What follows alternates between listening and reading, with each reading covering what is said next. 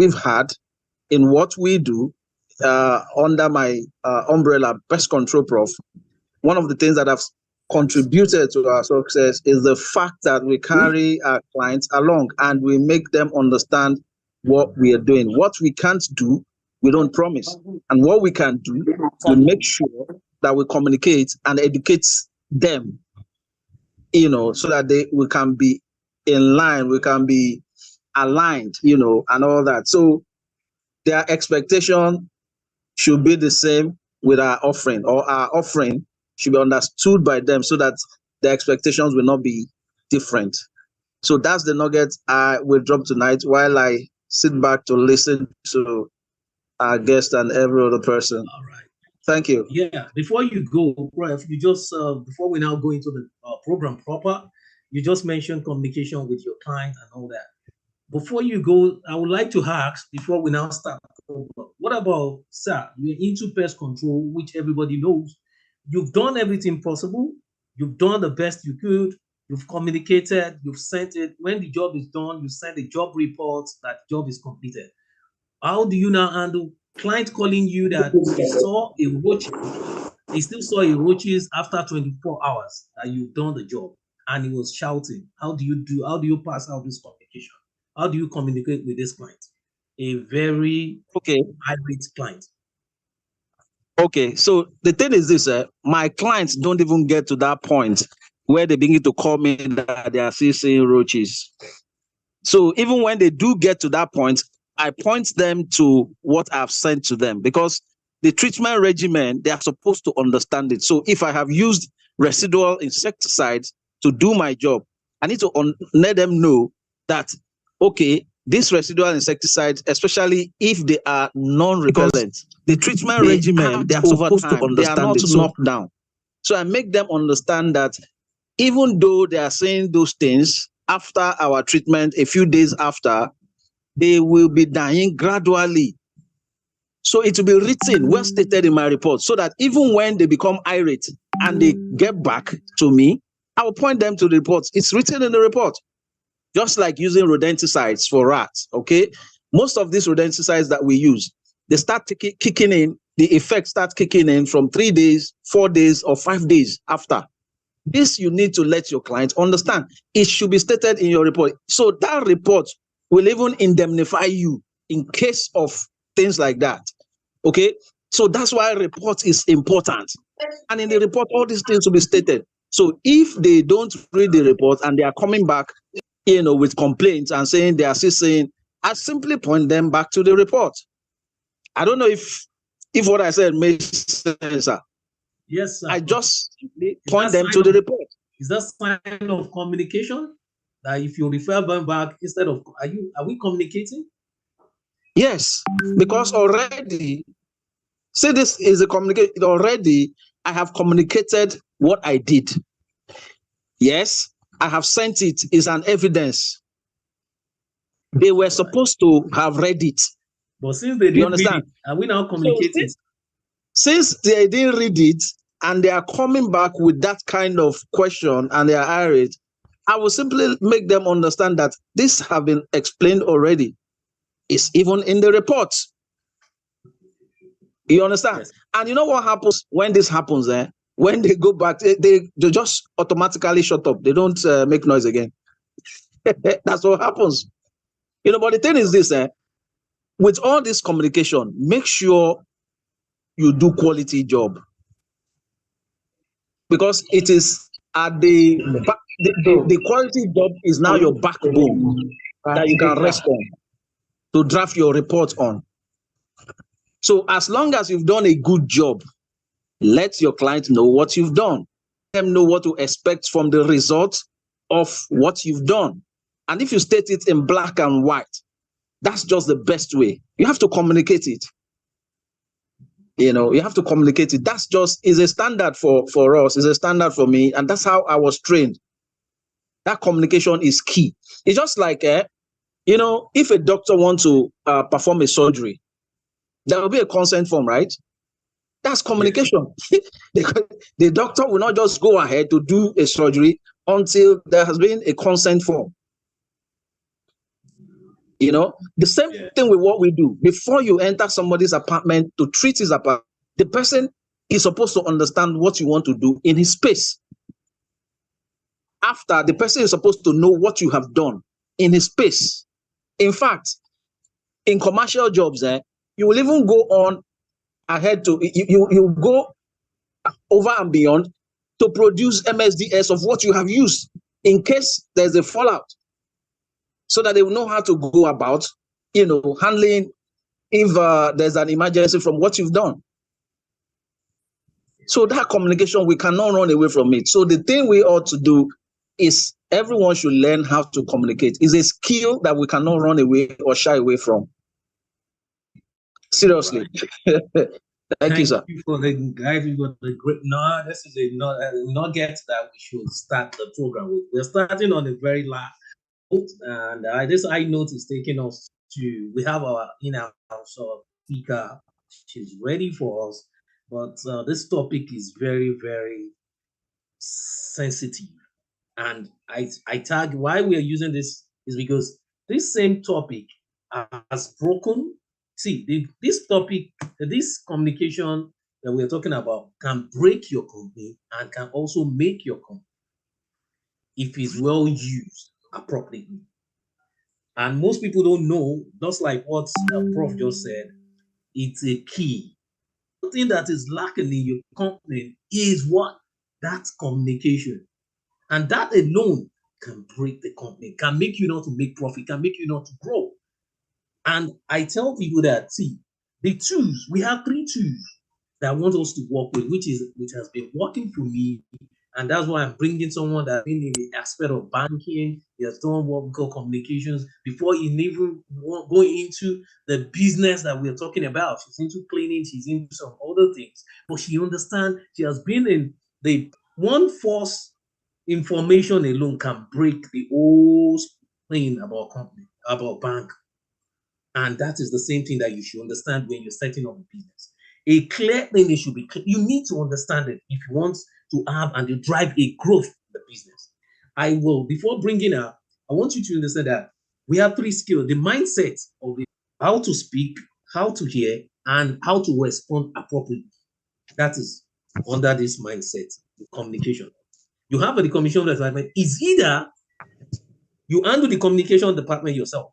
How do you handle? Maybe when you want to talk to your clients, your customers, you handle it yourself, or you give to someone that is expert in it. Most of us play with this department a lot, or we leave it to the hands of most of our staffs. Answer that client. Answer. The way you speak to people alone can earn you more. Can even make the company and even make the contract come easier. So it's either you handle it yourself, or you give it to someone that you know understands communication skills. The communication department is not something you give to anybody. They'll answer them. The way you present yourself is the way people see you outside. They perceive you. There's something you should have. Filtering. You need to filter what you want to say. That is why you allow, if you are dedicating this job to someone else, filter yourself. Tell the person, call in yourself and listen to the person. How does the person respond? How does she does? So you'll be able to know how the clients feel, how the third party feel about your communication. But sometimes we don't even do a feedback. You need to know who is handling your department. And if you know what to hear, what to say, what to hear, and how to respond, very important. It's still under communication. You need to know what we call an intelligence, emotional intelligence. It's still under communication. You need to know when to show empathy and when to show sympathy. But if you don't align this whole thing, you might be using what, when you're meant to use empathy, you're using the sympathy method, which is wrong. Everything has to align. Very important. And under the same communication, we have what we call management conflict. Just like what Prof just said, we discussed now, there's a way you manage conflict. It's still under communication. There's some communication, there's some management conflict, there's some issues that will come up that if you don't know how to manage it, you won't even spend 1 hour on the phone, or you need to even go to the site. It's still part of communication. But we will discuss more, because this is a round table, and I can tell you what this thing is all about. Now that we are moving on, This same program is still, we're on YouTube Live. Want to stream us from YouTube? We've moved down to YouTube Live. In the next few months, there's a new thing that is going to come up on PCV Academy because we are to partner with some international bodies now. They said they really appreciate what we've been doing, and that they want to participate in it. Let us take it to the next stage. We are happy, and that's what every one of us is praying for. And what is it? It's still part of communication because this is Series 35, and the person said, if you could have done it to this level, definitely there should be something interesting about it. So that's another applause to us. Thank you for coming on. Not to take much of our time, we need to go into the program of the day, and while I'm bringing my guest speaker, Mrs. Funmilayo, is CEO, or you know how I do my program. The topic today is effective communication as a tools for business growth. So she's going to come up, tell us about herself, and let's dabble into it. It's a roundtable discussion where we will have time to ask questions, ask her because she is professional. You know, she's an expertise. You see, our expertise in this is different because she has done it in a wide way. When you know the banking is where you see all sort of pick and hire, you see all sort of people coming in into the world. For her to scale to those business and start her own business, she will tell us everything I believe we should know. So, Mrs.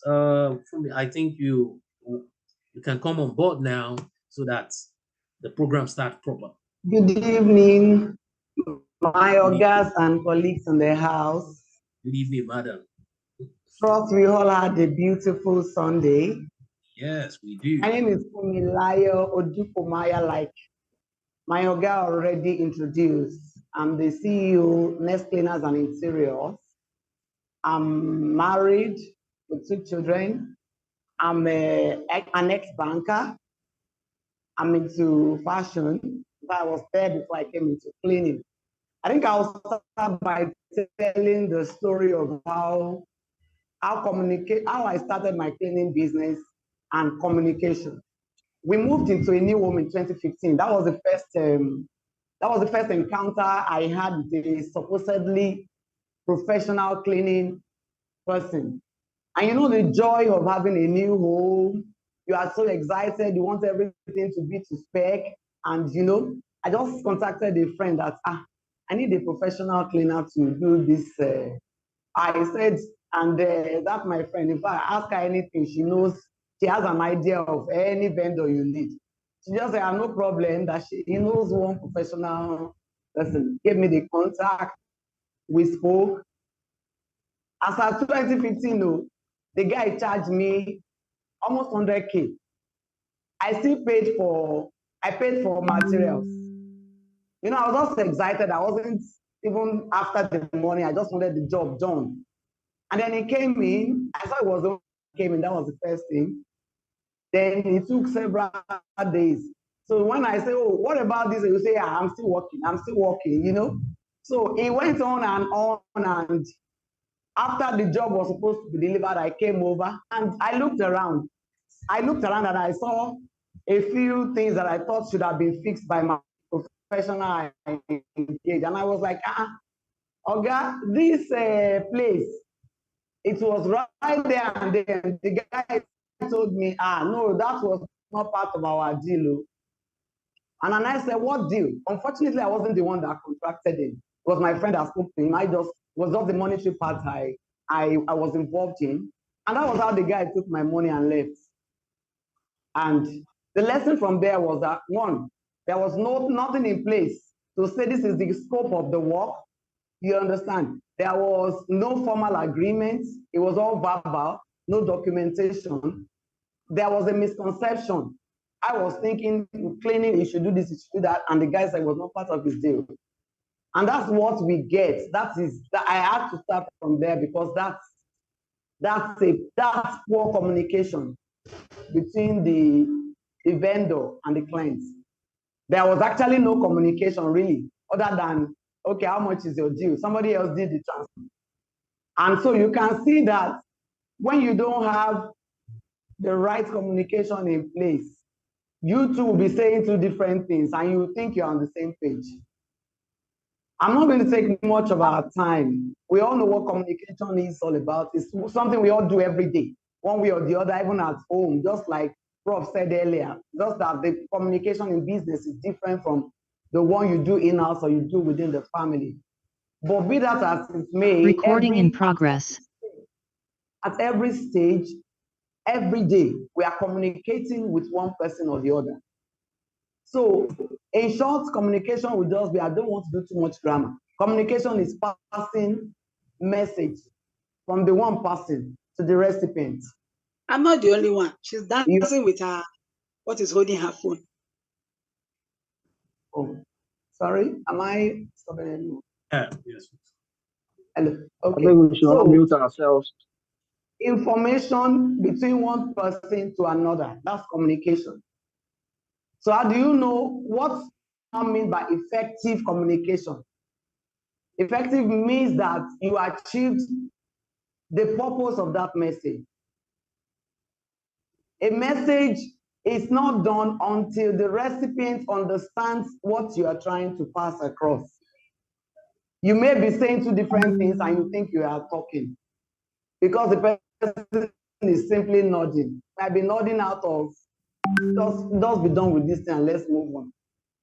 It might be nodding for several reasons. So until it gets what you actually want to pass, because you might want to pass a different message. The person may want to hear a different message. So when it's effective, it means you are both on the same page. It is the message you are passing that the receives. And there is no ambiguity there. There is no misconception. And that will take us to, and like the Eden said, business growth. How does this affect your business? That's the whole essence of a business growth. Business growth means that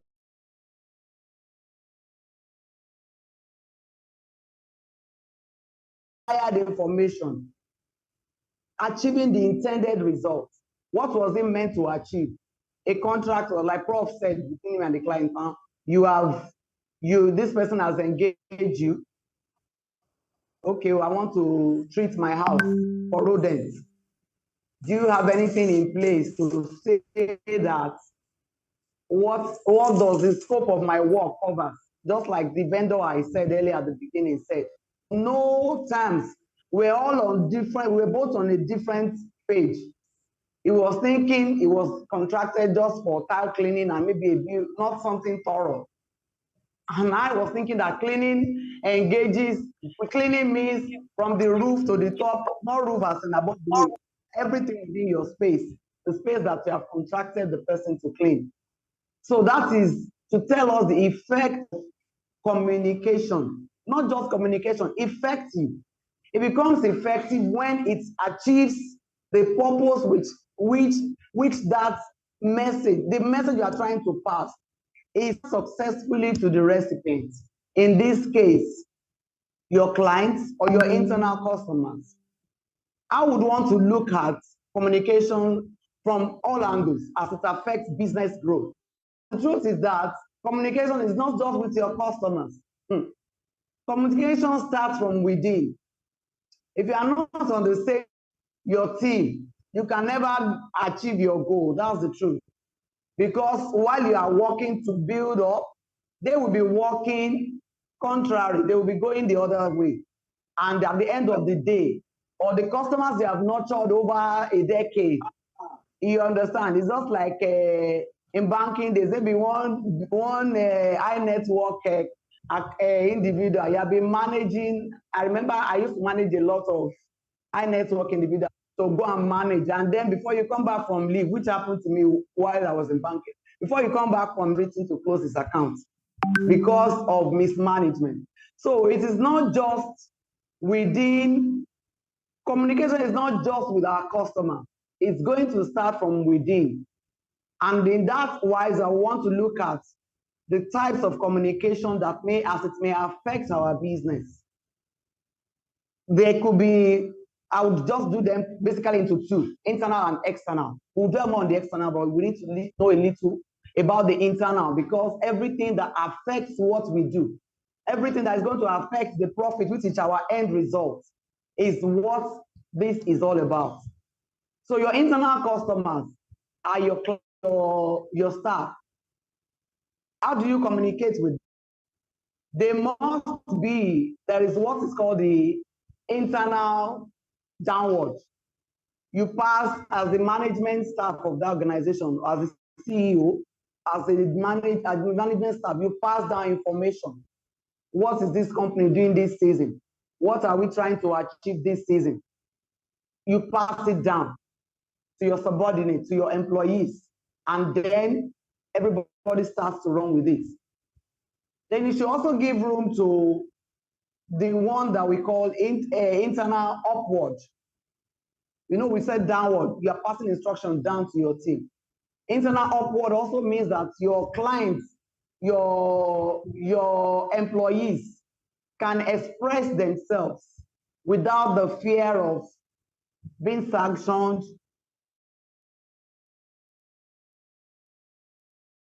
So they should be able to understand what you are doing. And they should have the feel of a sense of belonging enough to be able to make inputs into it. So they can give you information. Sometimes we are too high up there that we are not seeing what is happening around. Some of these people will give you the right information to need. I've had testimony of people that it was just the cleaner office that made a way for the person to enter into the establishment. So you really can't look down on anyone. So the information, the internal communication up is important. They should be able to give you what they feel. They should be able to themselves. They should be trained in such a way to be able to communicate their feelings. Oh, what can be done better? Bring in their ideas.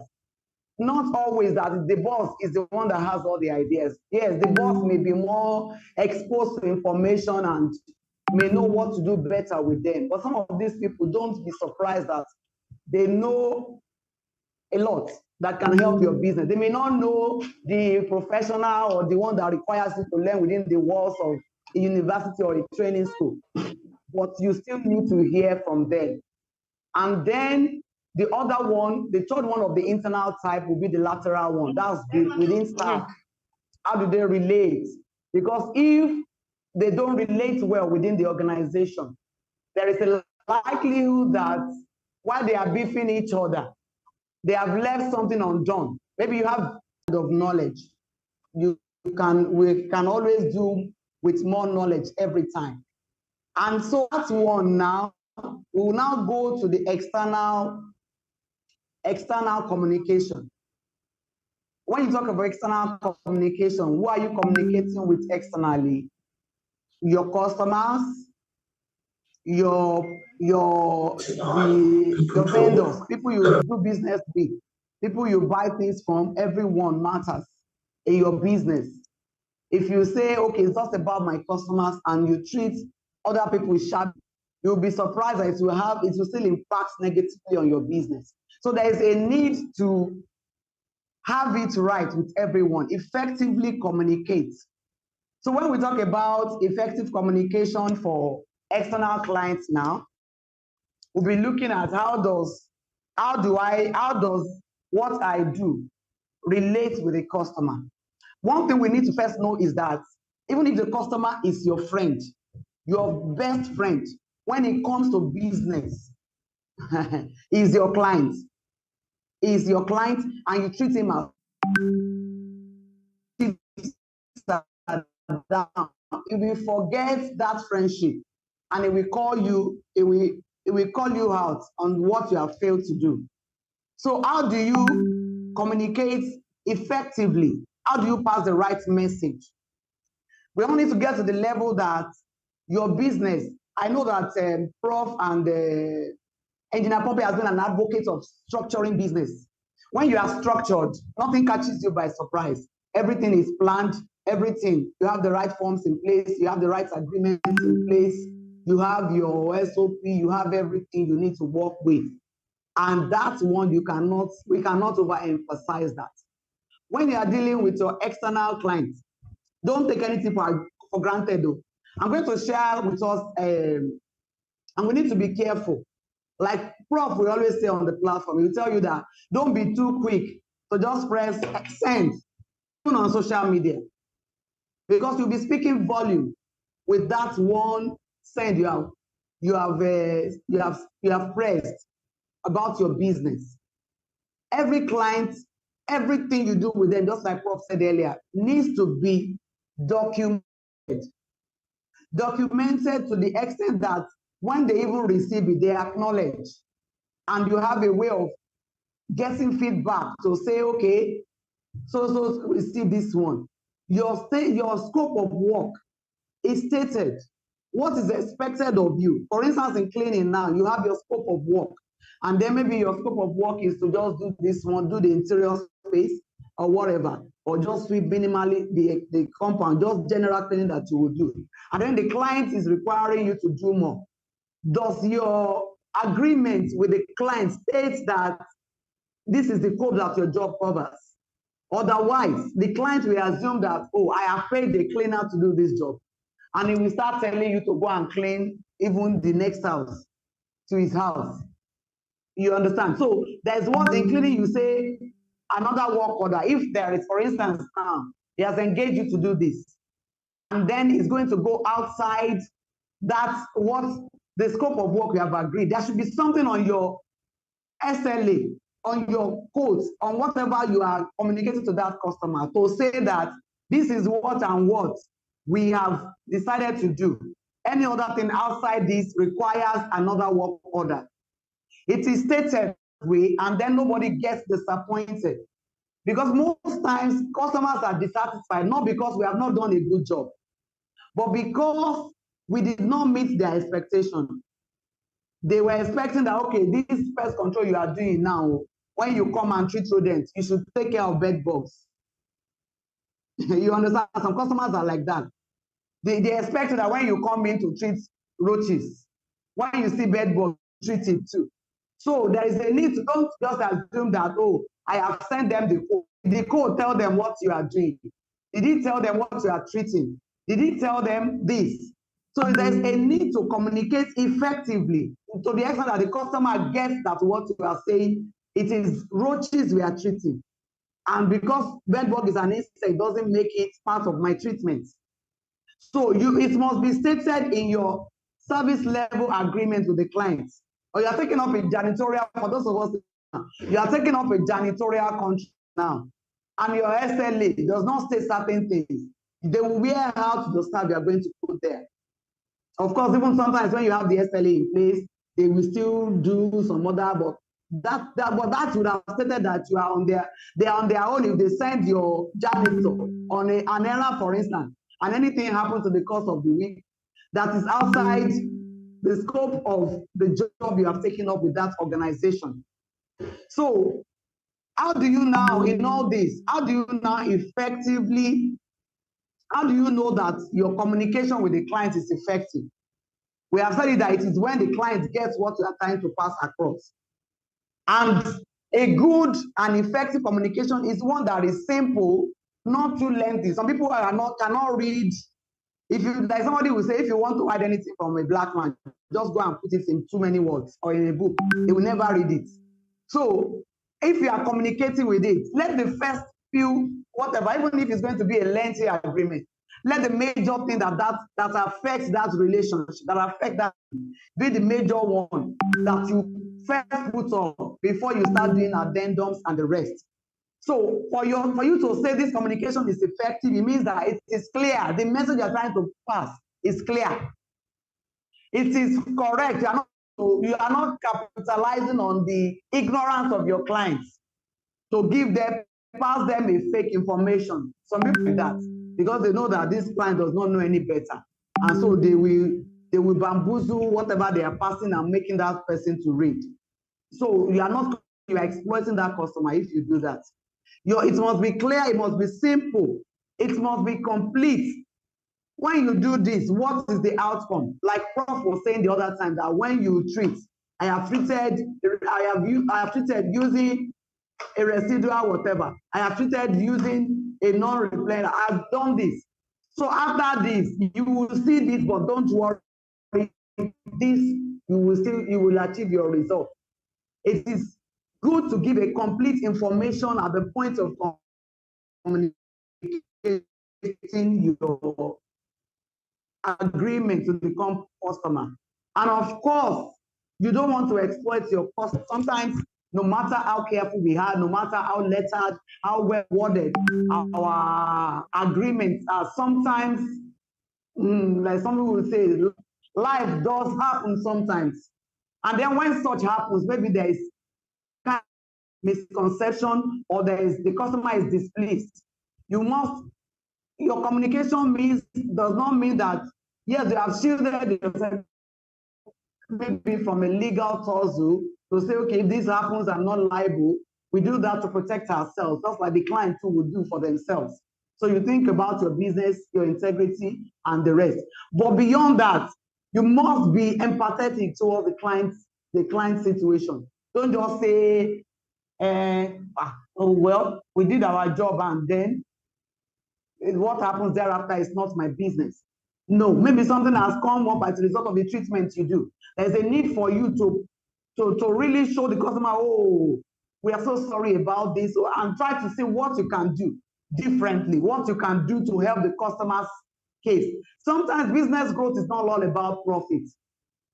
You have some relationships that they may, I'll give an example. During the disinfection COVID-19 period, there was one job I just did. It was just like a jara to a job I did. It was a church I did, and I met another pastor, and he said, next, this is my friend, they want to do disinfection too, but they don't have money.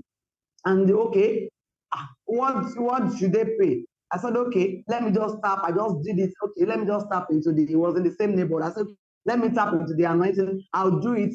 Okay, just give me a token. I just wanted to do it, not because I was doing charity. I just wanted to do it. And the guy, we finished, we were there till like 9:30, and we finished. The pastor gave us, I can't remember, maybe less than 20,000 or so. I can't remember the exact money, but he paid. And then that job we did, he just posted it on the church platform. That job that was 20,000 gave me a job that was almost ₦1 million. A school in Lekki with about three branches.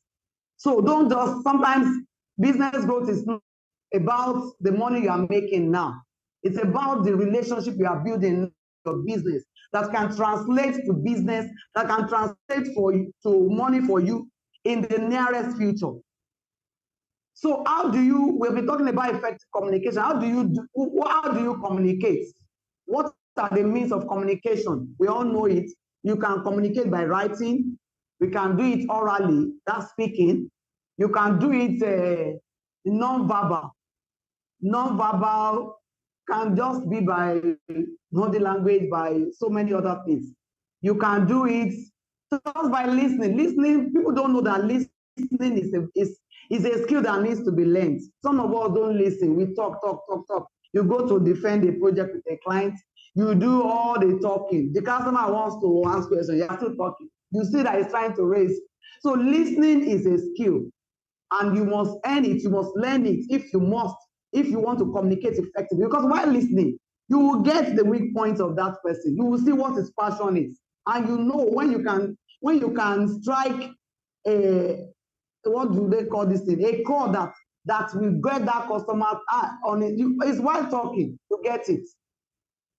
So you need to learn to listen to be able to know what to do to solve a particular situation. Don't just be full of praises for yourself. Let your work do the same, but sometimes you need to listen. You need to listen. And when you are effective in your communication, what does it help you to do for your communication? It gives you a good team, a strong you can depend on. It gives you all on the same page. You are going towards the same goal, and you are sure that at the end of the day, these people understand. You may have your standard operating procedure really, but if your people don't know, for instance, what are we doing? Just Madam said, when we do this one, this is the next one we do.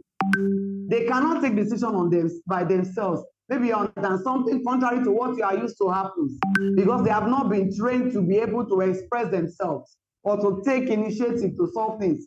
You will discover that they will mess up that job and they may strain a relationship you have built over here.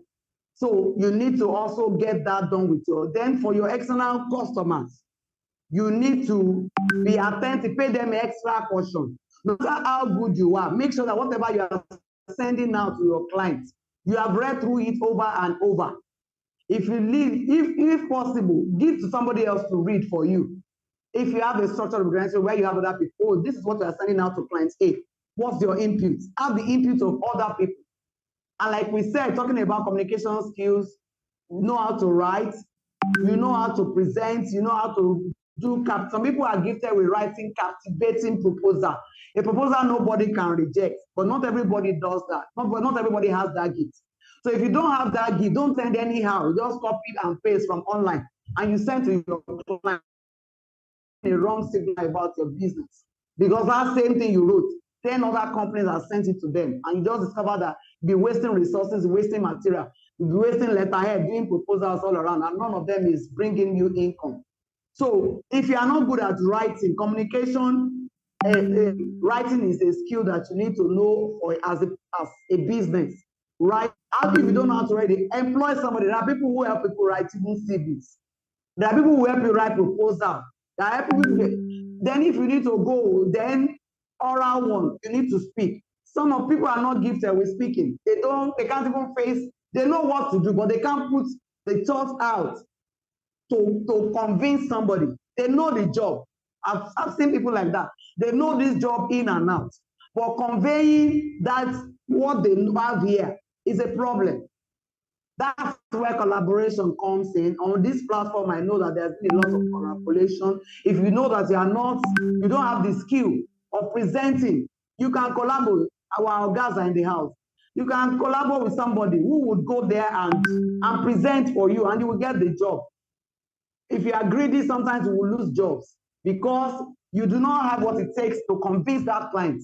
And we're talking about effective communication. You do not have the wherewithal to do that job. You do not have the equipment. You do not have the convincing charm to talk to get the client to give you that business. So you need that way.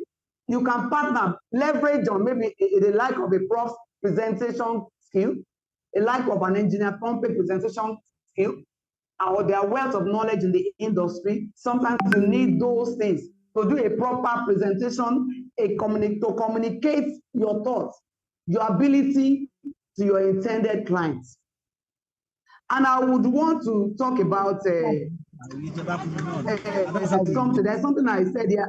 I said, no matter how good you are, if you are unable to put your thought through to your client, you'll be losing business. We're talking about business growth, and we don't want to lose business. That's why we're here. So engage somebody to write your proposal, engage somebody to do presentation with you. Because poor communication, you know the job, but you are not presenting it well, will make you lose jobs. This is not all about the customer you already have. What about a new one you are trying to win? What about the leads that were generated from your social media presence, engagements, and they are coming in for the first time, and they need you? It's now becoming a prospect. Okay, next thing is, can you come? Can you send in this quote? You send in the quote. Also, can you come and defend what you have said? You know you don't carry the grace or to go and do that presentation. Please don't go alone. Get so that you can pass. That person is representing you at that point in time. He's not going there to say, I am pest control or I'm a PCV. They are going there for you as pest cleaners. So you need, if you must grow your business, you also need to do a lot of partnership to get the result done. So I want to dwell a bit on social media communication. These days now, you just go online, people just post for the fun of, they say, okay, we must keep our page busy. And they just post anything. You see people, you see brand, though, they have a brand they are representing now, and you see the way they post bad English, bad lettering, bad image, they just post. There are some clients that won't give you a job no matter how good you are. If you do not strike them as somebody that is serious in business, they'll just look at you and say, this one, that they are so shabby. Some of us, you see somebody is dressed in nest cleaners, let me use nest cleaners now, and you wear bedroom slippers, and then you post that online. What are you telling the public about your brand? What are you telling them that you are I know the job, but don't ignore my stories. They judge you on what they can see. You will not be there sometimes to even defend yourself. So communication, social media communication is very, very essential to your business growth. In fact, these days now, it saves you money. All you need is your data. And you can go places. You can go to Castina, go to America, and get, I've gotten a couple of jobs from online presence. So don't just post anything. Your brand, you are your brand, and your brand is what you stand for, representing. Yeah, I know this job, but then you're dressing. Look at Pest Control Pro, for instance. I like to use him as an example for that. Anytime he shows up like this person knows what he's doing. Apart from knows what to do, he strikes you like somebody. This is not a hungry person. Some of us, the post we do shows that we are, I shall want anyhow clients. No, I'm sure we are here because we don't want anyhow clients. We want businesses we want clients that can pay our prices, that can pay the price of your service. But if you don't present yourself well on social media, you will be attracting the wrong clients because you are sending them a wrong message. You are telling them, don't worry, just ignore what I have posted. I can do cleaning, I do pest control. Just ignore the petrol slippers I wear. Some people, you will never get their job that way. It's just as productive as bringing out your price just to please a client. It's the same thing like that. It is not your price they are after. They just want the job done. So if somebody else is charging 400,000, you will still get the job because they have summed you up. They have gone through your internet, your social media page, and your social media has told them so much about you.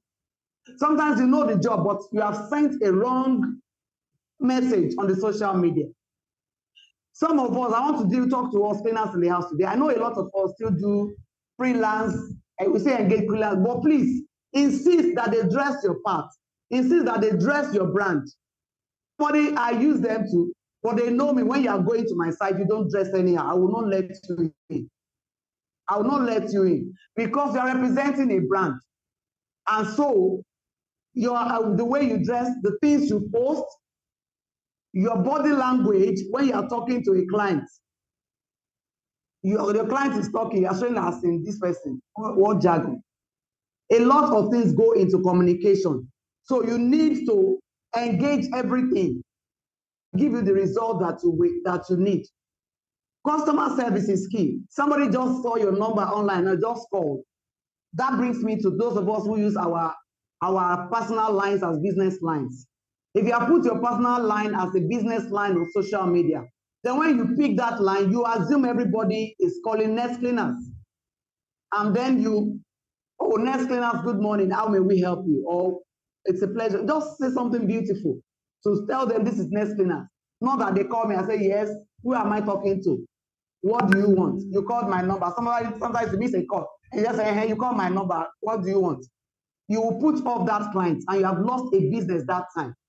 So we can talk about effective communication forever because it has a way of, they all have a way of connecting to either get you the business or make you lose the business. So as small as a phone call is, it is a way of communicating. When your first customers call, what do they hear?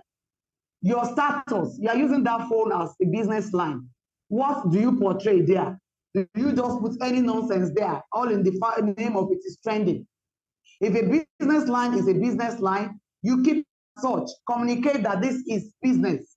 And when they call you, they know this is a business. You don't post your personal stuff on it. When you post personal stuff, I do that. I can post the birthday of a client from all of us at Nest Cleaners. It's still business, but I have done a bit of personal stuff there. But not so. We should separate ourselves because you are projecting a brand. Your business is a brand you are trying to sell to the world. So what you say, what you do, the things you don't even speak volume for you about the business. So if you get your communication right, what do you stand to gain? You will earn the trust of your clients. They will always trust you. Don't hide things. If you do something too lengthy, you know they will never read it. Don't go and hide things, discuss things that you know might be transparent. That's what I'm trying to say. Be transparent in what you are doing. Don't act on your client's ignorance. or lack of business, and then hide the major thing, because the moment you breach the trust of that client, you will never get another, you will never get that, and you will get that one job, but you will never give you another one. And that brings me back to an experience I had with a client. This just doing copy and pasting. That's, we sent out, we were supposed to do deep cleaning of the apartment. No polishing was discussed. Only deep cleaning. We were cutting upholstery and the upholstery and the curtains, and those were the things that carpet cleaning. That was what we engaged. It was not part of to polish the marble tile, was not part of that thing. We sent out a quote, and we sent that we already stated this is the scope of the work. Unfortunately, copy and paste. We just copied somebody a quote that had a polishing on it, copied, changed the details. There was no figure in front of the polishing. You summed up the other figures. This is the total. Polishing was down. Of course, the clients claimed that polishing was on that quote, and she's right. She's right, because the quote is sent to her, although polishing did not have any other. In fact, when we got to the site, I was the one that called her attention. I said, "Madam, we need to polish this." Oh, she said yes. She's thinking so too. So we agreed a price for polishing. We agreed after arguing, we agreed at a particular price, and we did it when the client was paying.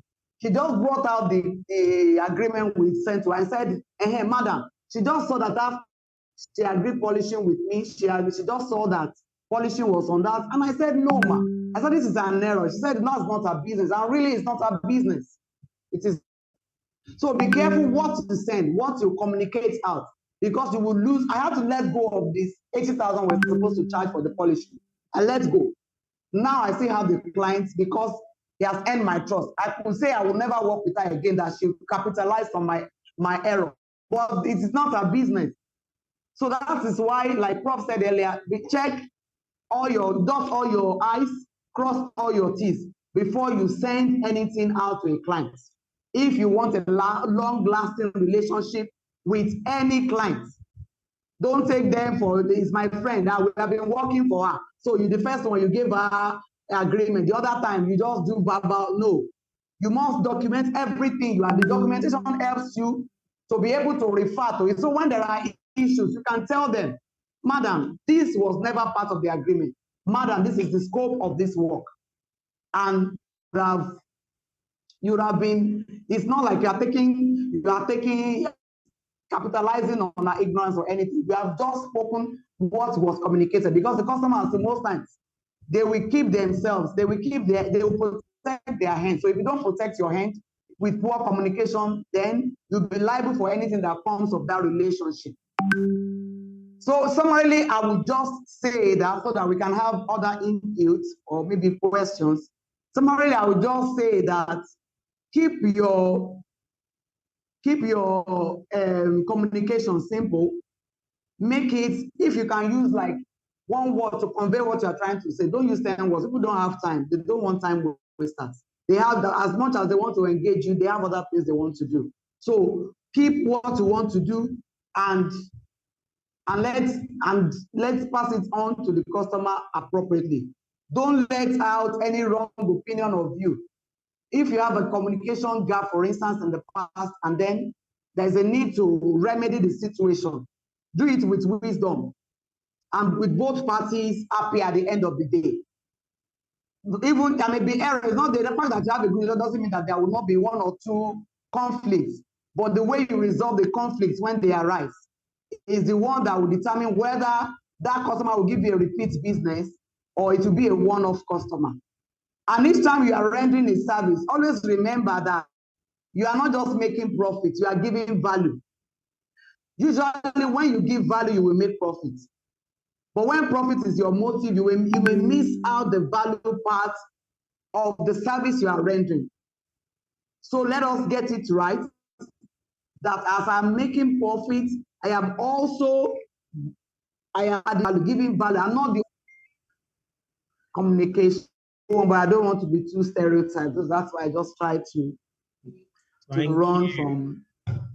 Thank you very much. That's very, very interesting and insightful. Very brief, straight to the point, and I believe we've taken some notes, and we are taking something back to our businesses. And not to waste much of our time because we target for 1 hour, but we have 30 minutes more to discuss. And we are live on YouTube and linked to our Facebook. And the question is coming in from the Facebook. We can't take all because if we have any question in house, because it's a roundtable discussion. So let us discuss if you have anything so that we can discuss to gain from ourselves tonight. But while I'm waiting, if you have anything, raise your digital hand so we call on you. Let's discuss. But if I have a Facebook question, but the question goes, okay, let's say Babatunde question. I'll take Facebook. I'll now take Prof because the question I'm seeing, Prof, is as if everybody is coming for you. They said they saw you on YouTube, so they are directing like I saw them. So Babatunde, unmute yourself. Why take your discussion? Yes, sir. Good evening, all once again. Good evening. When she was going on with lecture, I came to remember when I was in a class in information class. So when she was talking about and shaking of head, and I remember my lecturer told us about Indian communication. That when an Indian is nodding your head, is nodding head, don't think is yes. It may saying no. Why they say yes is by shaking their head to the left.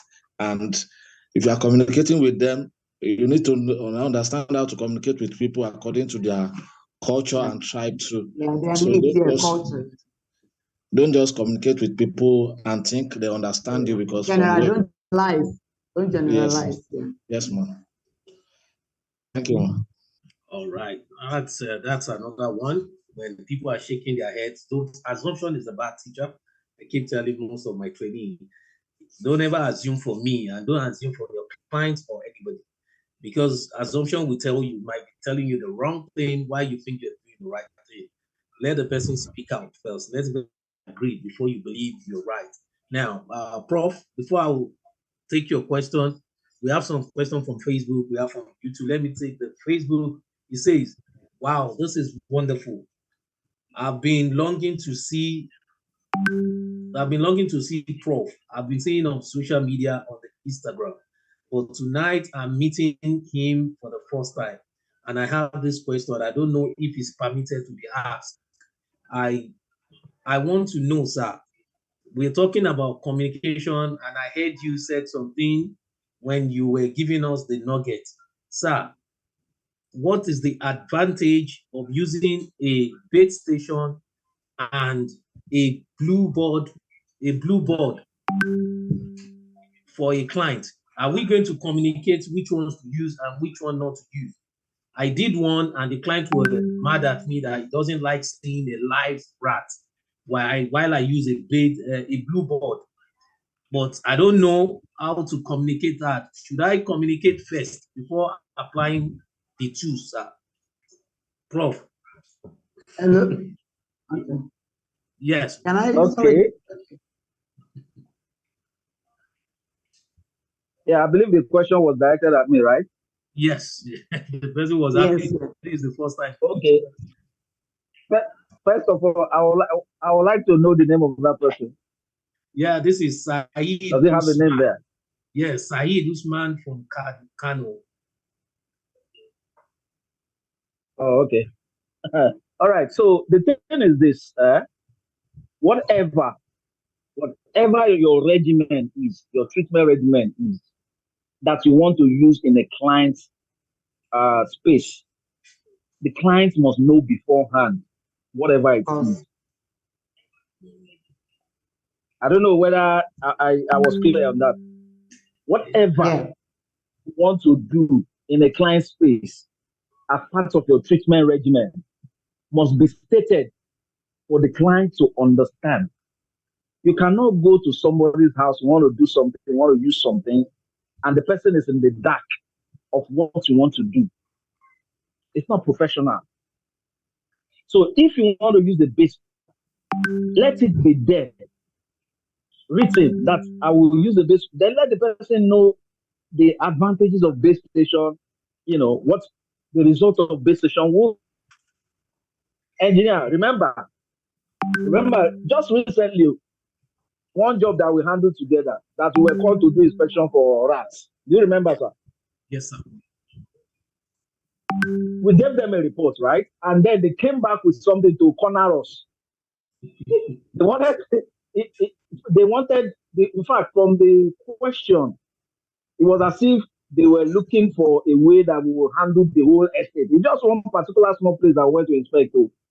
Yeah. You understand? But we needed to respond in a way that sectionalize our treatment to the place we have inspected. So the thing is this: we all need to learn how to communicate to some level. If you don't know how to write, it doesn't know how to write. I'm not saying write an expert, at least to some level, because you are the face of your business. At some point, you'll be caught off guard, and you will need all the expertise you can generate to convince clients. A part of communication is also education, especially in our line of job. These clients are not experts. A lot of them don't know pest control. And remember, a lot of them are coming from the background of people doing pest control anyhow. It is what they are used to, a particular style. So there's a place of education in communication. As you are communicating with your client, you are educating so that the client will understand where you are coming from. And it is a client that you have effectively educated that will value you and will sell you to her friends or his friends, to his or her sphere of influence. So it is important. All the things we will do in the space of a client, let's make it. And after we've done what we ought to do or what we have done, we will still let them understand what we have done and what they are supposed to expect. Let them also know what you expect of them, what you recommend for them to do. Let them know the things they need to do to complement what you have done. This is so that there will not be misunderstanding at the end of the day. I don't know whether I've answered that question. I believe you've done justice to that question. And this is a communication topic we're talking about, but I can only give one more concerning, because it seems a lot of people have been waiting for Prof. Prof, maybe you need to come up with a roundtable, so that I come on board, because what I'm having is someone is asking, Prof, thank you for coming on board. Can you please tell us? That's why I said I will take this one concerning publication anyway. The question the person is asked, this is Bimbo from Yanopaja. Says, sir, thank you for coming on board. Can you please explain what is the difference between structural? Bimbo, I will send you Prof number, but I believe if Prof can just give a nugget on this, but I will send you Prof number because this one's deep. This is communication. This one is not communication. That question is not communication. So we're not going to take it on this forum. So I'll give you Prof number, so you can call Prof up, and I believe God will attend to you. I know him for that. So let's take this one from there. Yeah, madam, thank you for giving us more insight about communication. Please, what is the good practice to communicate price difference, since we have different prices, since we have prices in the market? For example, if you're giving your client a particular price and they didn't attend to you after 2 weeks, they are now calling you to come back after 2 weeks. Sir, how do we communicate this, man? Thank you for that question. You see, that's part of effective communication. What you are sending out the earlier, for instance, you're sending out a quote. You have to indicate the validity of that quote. You can't give a quote in December now. Somebody will now come and say, okay, we are ready for the job in April. You tell them there's a clause subject to current realities. This clinical is valid for for 7 days, for 1 month. You know, you can't leave a price open-ended. Everybody knows what's obtainable now. It's not the price of dollar in December that you have now. It's not the one you had in October that came in January. So your quote, whatever you are communicating with that client, should have stated the validity. It has a valid, every quote should have validity because things change every day. So if you don't put validity, you'll be bound by what you have sent to the client, and that will be your loss. So you send a subject, this thing is valid for. So by the time you have put your condition there, if anything changes, you just write them to say, sequel to our earlier quotation dated also this is the based due to current realities. This is, you'll be able to put it, but if you have not put it forth, you'll be bound by what is sent to the customer because you didn't tell them that, okay, oh, if things get, but if you have stated it, that's why we are talking of effective. If you have stated it, everything that your customer needs to know about the service you are rendering or about to render should be stated out in black and white. In fact, verbal is no, because it can be denied. But when you have it black and white, a mail, a written document, you can always go back to that one. And then you will say, we already stated that this is subject to these conditions. That is just it. I don't know if that answers. Yeah, that's you've answered it. What about, let's discuss this. What about if the person didn't put the prof? Prof, what about if the person didn't put the price? If they put that clause, what should the person do? Okay. Okay. You want me to answer? Okay. This is still, communication. There's one thing about communication. When you speak to somebody and listen to someone, and the person listens to you, there's some sort of middle point that you will reach or you get to that things will be resolved. So if the person did not put that clause and that happens, of course, you've not started the job. Nothing stops you from writing and making them understand the current realities of things. Put reasons why you cannot go on or continue with the price you have quoted earlier. You put the reasons and you make them understand the first quote you gave was like 7 months ago.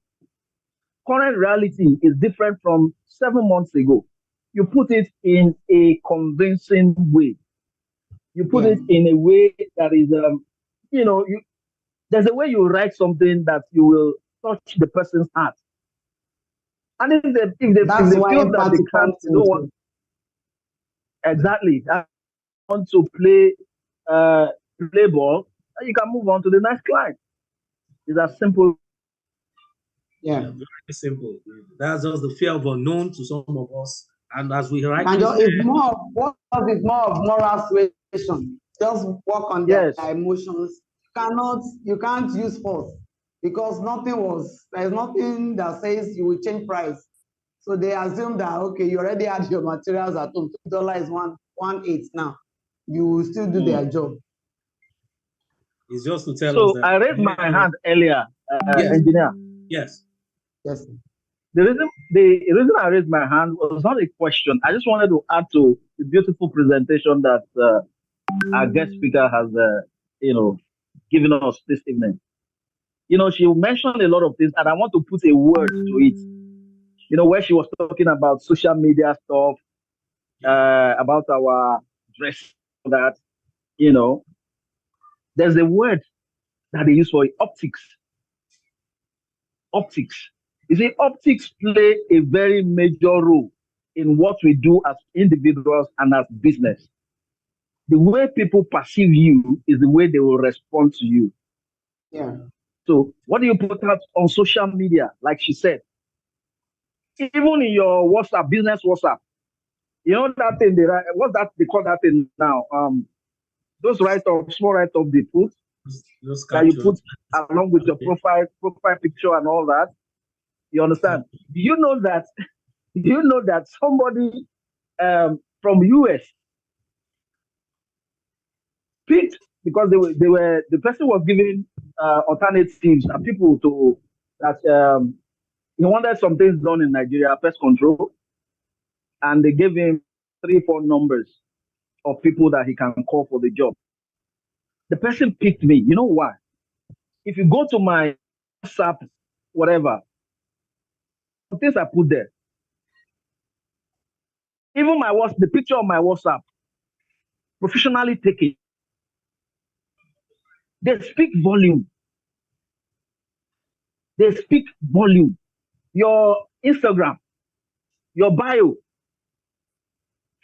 If you don't know how to do it, consult a professional to arrange your bio for you. I'm sure we know what bio is. Your display picture, it speaks volumes. Those are optics. Those things communicate. All right. So lastly, we mentioned we're talking about quotation and all that. Quotation too is a way of communicating something, right? You're communicating pride. Now, you see there's something, we've discussed this in 1 or 2 roundtables in the past. Quotation that you are sending is supposed to be competing with other quotations, right? So you need something to make your quotation convincing. And what is that thing? A very beautifully written report is what will make your quotation fly. Mm-hmm. So you've gone for inspection. The client is seeking quotation from you. The inspection you've gone for, do a nicely written inspection report to accompany that quotation. So it is that report that will make the client understand why you are charging what you are charging. It is that report that will make the client understand your value as a vendor vis-a-vis the price you are placing on the quote. Thank you all. I think we are having a wonderful evening. That's a perfect one. Your quotation speaks louder because you won't be there when the client is going to go through it, but there should be a strategy out there. Try to listen. Listen more. Talk less and listen more. That is the practice. It's all about communication. Detailed communication.